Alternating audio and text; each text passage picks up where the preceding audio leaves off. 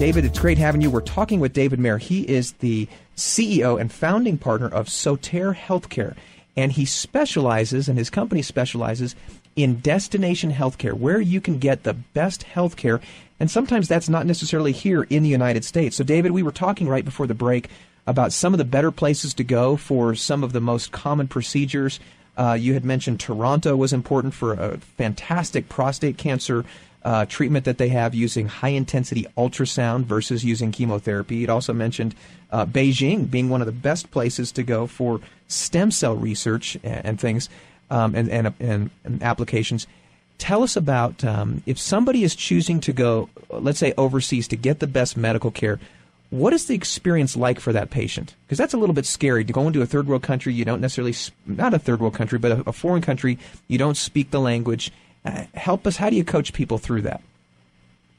That's a great question, Chris, and it's one of the ones that most of the people that we're blessed to work with ask right away. All of the hospitals that we use have English-speaking staff in their international wings. Many of the doctors are Western trained. Okay. You mentioned the dentist that you experienced who was trained in Virginia. The doctors at the hospitals that we use tend to be trained in U.S. hospitals on the West Coast. We have a couple of Harvard doctors, Australia, the U.K.